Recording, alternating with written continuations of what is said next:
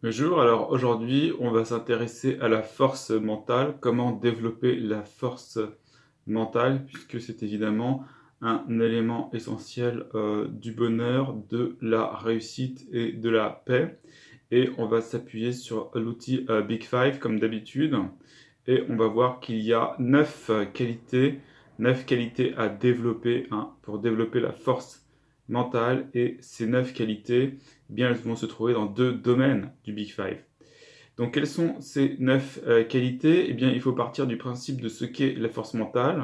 Donc, la force mentale, c'est la capacité à résister aux assauts du monde, à résister au niveau de notre comportement, à persévérer et à résister au niveau de nos émotions, donc rester dans une stabilité émotionnelle.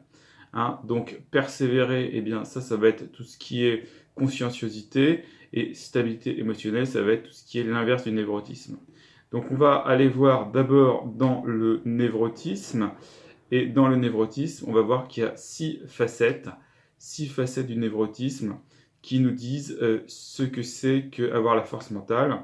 Ensuite, on ira voir dans la conscienciosité. Et puis, finalement, on essaiera de voir comment on peut développer ces neuf facettes, ces 9 aspects de personnalité pour être quelqu'un de fort mentalement. Alors, les 6 facettes du névrotisme, c'est l'anxiété, la colère, la dépression, la confiance de soi, ou la timidité sociale plutôt, l'immodération et la vulnérabilité. Donc, on va les prendre un par un. Donc d'abord, l'anxiété, c'est se faire beaucoup de soucis pour les choses. La colère, c'est se mettre en colère facilement. La dépression, c'est se sentir triste souvent. La timidité sociale, c'est être facilement intimidé ou embarrassé ou gêné. L'immodération, c'est par exemple manger trop ou ne pas savoir résister aux petites tentations, aux plaisirs. Et la vulnérabilité, c'est le fait de paniquer, d'être facilement dépassé par les événements. Alors, donc, comment est-ce qu'on fait pour gérer tout ça? Eh bien, pour gérer tout ça, ça va être une gestion émotionnelle. Et cette gestion émotionnelle, on peut soit l'attaquer directement, et pour l'attaquer directement, on peut s'habituer à voir nos émotions à distance. Ça, c'est le rôle, par exemple, de la méditation et de la pleine conscience en général. Ou on peut tout simplement se faire une philosophie de vie où on sait que les choses changent, les choses sont variables, les choses ne sont pas en notre contrôle, et on lâche prise. Donc philosophie de vie, lâcher prise, et méditation de pleine conscience, ça va nous donner la maîtrise de nous-mêmes dans les 6 facettes que l'on a dites. Ensuite, pour ce qui est du deuxième grand domaine, c'est la conscienciosité, le fait d'être consciencieux.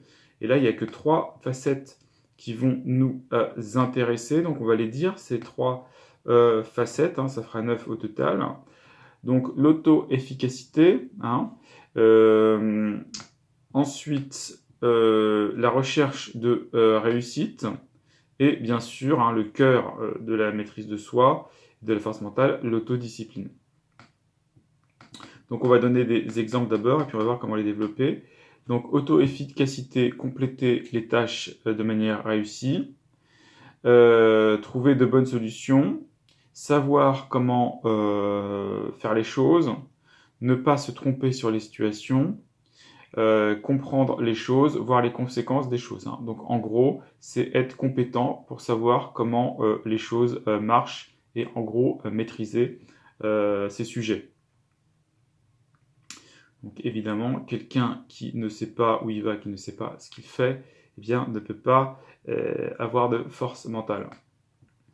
Alors ensuite, il y a la recherche de réussite, aller directement vers le but, travailler dur, tourner les plans en action, plonger dans une tâche avec tout son cœur, faire plus que ce qui est attendu. Et finalement, il y a l'autodiscipline, donc le centre de tout ça. Faire tout de suite les tâches ménagères, être tout le temps préparé, se mettre tout de suite au travail, poursuivre ses plans, ne pas perdre son temps, ne pas avoir besoin de quelqu'un qui nous pousse pour travailler, ne pas repousser les décisions. Alors comment est-ce qu'on fait pour développer ces 3 facettes? Donc là, ça va être d'autres méthodes. Eh bien, d'abord, il faut être motivé. Pour être motivé, il faut avoir un but précis. Hein, donc, on va se donner notre but de vie et des sous-buts. Hein. Donc, de tout ça va découler un plan.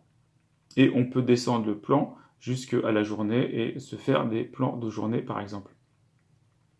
À partir de tout ça, se mettre en place des indicateurs et vérifier que l'on progresse en restant motivé et en se fixant sur nos buts. Par exemple, en mettant des timers et ne pas laisser les distractions venir. Et comme ça, on avance, on s'auto-discipline, on met en place des routines, des habitudes qui se transforment en caractère, hein, et qui augmentent notre force mentale. Donc, en résumé, 9 points à développer pour développer la force mentale et je dirais 3 grandes techniques. Donc, les 9 points, on l'a dit, hein, c'est l'anxiété, la dépressivité, la timidité sociale, la vulnérabilité, hein, l'immodération, et tout ce qui est irritabilité. Donc tout ça, eh bien, irritabilité ou colère, tout ça, on va le gérer avec 2 techniques, hein, méditation de pleine conscience et philosophie du lâcher-prise, hein, basée sur l'impermanence des choses et le caractère incontrôlable des choses. Et puis, deuxièmement, 3 facettes plutôt liées à la conscienciosité, donc l'auto-efficacité, l'auto-discipline et la recherche de réussite. Et ça, on va le faire en se fixant des buts, en se fixant des plans, en se fixant des temps de travail, en se fixant des jalons, en se fixant des mesures et en progressant par des systèmes d'habitude et de routine. Donc voilà, j'espère que ça vous a aidé.